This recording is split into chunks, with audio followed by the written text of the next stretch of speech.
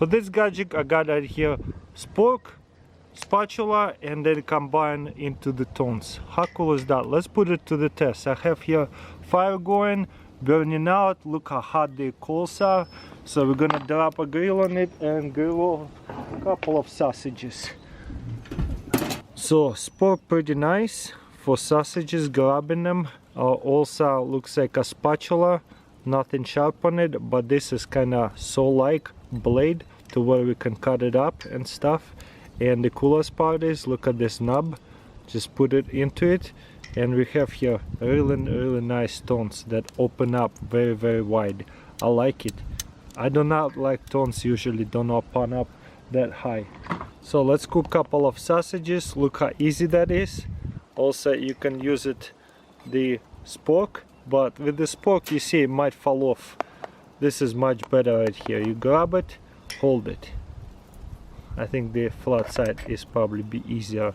And look at that, the spork does penetrate it too, to where you can set it up. Ooh. And whenever you need to reposition or flip the sausage, no problem. Look how fast it's cooking. Whoa, I almost need gloves, it's so hot. Okay, one more time. You got right here a little spatula for the burgers. You can grab them, flip them over. I don't have any burgers. With the spork, spork very tiny, so it's mostly for like soup, I would say.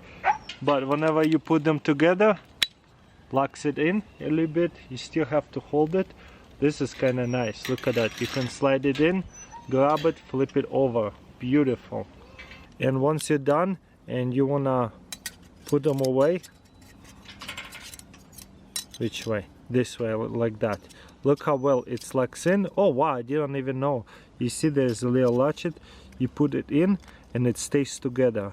Look at that. If I grab by one thing, it's not coming off. Okay, got out here perfectly cooked breakfast sausages. I think this is the easiest way to grab it.